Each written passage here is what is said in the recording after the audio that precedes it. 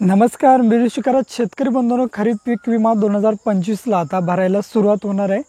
हा पीक विमा जर तुम्हाला आता येणारा भरायचा असेल तर त्यासाठी महाराष्ट्र शासनामार्फत काही अपडेट करण्यात आलेले आहे. अपडेट्स म्हणजेच काय, तर या ठिकाणी काही गोष्टी कंपल्सरी करण्यात आल्या आहेत की बाबा ही गोष्ट जर तुमच्याकडे नसेल तर तुम्ही पीक विमा हा भरू शकत नाही. त्यातीलच सर्वात महत्त्वाची गोष्ट म्हणजे फार्मर युनिक आय डी, म्हणजेच आपण त्याला शेतकरी कार्ड म्हणतो. भारत सरकारमार्फत ही मोहीम राबवली गेली. जवळपास 2800 कोटीच्या आसपास रक्कमसुद्धा त्यासाठी मंजूर केली आणि प्रत्येक राज्यामध्ये प्रत्येक शेतकऱ्याला आता farmer unique I D compulsory करण्यात आलेले आहे. आता महाराष्ट्रामध्ये सुद्धा या ठिकाणी हे farmer unique I D compulsory केलेलं आहे. तुम्ही बघू शकता, जर तुम्हाला शेतकरी बंधूंनो पीक विमा भरायचा असेल, मग तुम्ही कपाशी असेल, सोयाबीन असेल किंवा कोणतंही पीक असू द्या, तुमचं खरीपचं असो किंवा रब्बीचं असो, त्यासाठी आता तुम्हाला फार्मर युनिक आय डी म्हणजेच त्याला आपण शेतकरी कार्ड म्हणतो, हे शेतकरी कार्ड कंपल्सरी या ठिकाणी लागणार आहे. आता एक शेतकरी कार्ड आहे, ते तुम्ही काढायचं कुठं, तर शेतकरी कार्ड तुम्ही स्वतःसुद्धा काढू शकता किंवा CSC सेंटरच्या माध्यमातून त्या ठिकाणी जाऊनसुद्धा तुम्ही तुमचं फार्मर युनिक आय डी काढून घेऊ शकता.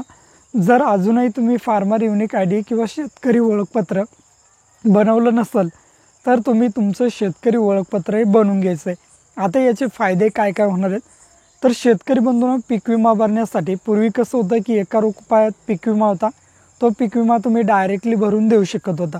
पण आता यामध्ये मॉडिफिकेशन आलं आहे, अपडेट आलं आहे. आता पीक विमा भरण्यासाठी तुम्हाला तुमचा फार्मर युनिक आय डी असणं गरजेचं आहे. फार्मर युनिक आय डी जर तुम्ही काढला तर त्या ठिकाणी तुमची सातबाऱ्याची वगैरे कोणत्या शेतकऱ्यांच्या नावावर जमीन आहे वगैरे सर्व इन्फॉर्मेशन त्या फार्मर युनिक आय डीमध्ये दिलेली असते. नंतरचा फायदा बघा, जर तुम्ही या फार्मर युनिक आय डी काढला नाही तर तुमची जी ई पीक पाहणी आहे, आता त्या ई पीक पाहणीमध्ये सुद्धा अपडेट येईल. तुम्ही ई पीक पाहणी जशी कराल तशी तुमची ती ई पीक पाहणीचा डाटा तुमच्या शेतकरी ओळखपत्र त्या कार्डमध्ये दिलं जाईल. आता ज्यावेळेस तुम्ही पीक विमा भरताय, पीक विमा भरता वेळेस समजा तुम्ही कपाशीचा किंवा सोयाबीनचा पीक विमा भरला, तुम्ही काय करताय, जुना सातबारा या ठिकाणी अपलोड करताय. आता ज्यावेळेस हा डाटा तुम्ही ई पीक पाहणी केलेला जो डाटा आहे 2025चा खरीप हंगामातील, जसा पोर्टलवरती अपडेट होईल, तुम्ही इकडं कपाशीचा पीक विमा भराल आणि ई पीक पाहणी जर सोयाबीनची केली तर ॲटोमॅटिकली तुमच्या फार्मर युनिक आय डीच्या माध्यमातून ही गोष्ट त्या ठिकाणी शासनाला क्लिअर होणार आणि त्याच ठिकाणी तुमचा पीक विम्याचा फॉर्म हा सुद्धा बाद होणार. त्यामुळे शेतकरी बंधूंनो हा फार्मर युनिक आय डी काढून घ्यायचं आहे. त्याद्वारे तुमचं जे पीक असेल किंवा तुमचे जे फॉर्म असेल त्याला क्लॅरिटी भेटणार आहे, म्हणजेच त्या ठिकाणी कोणतीही चुकीची गोष्ट या बाबतीत तुम्हाला घडणार नाही. आता ज्या शेतकरी बंधूंचं कार्ड या ठिकाणी काढलं नसेल त्यांनी कार्ड काढून घ्या.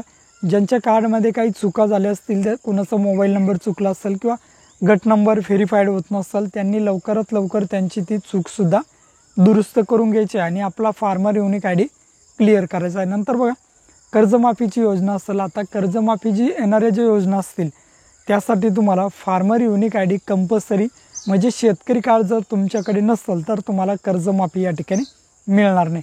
अशी अत्यंत महत्त्वपूर्ण अशी अपडेट होती. भेटूया अशाच नवीन अपडेटसह, नवीन माहितीसह. जय हिंद.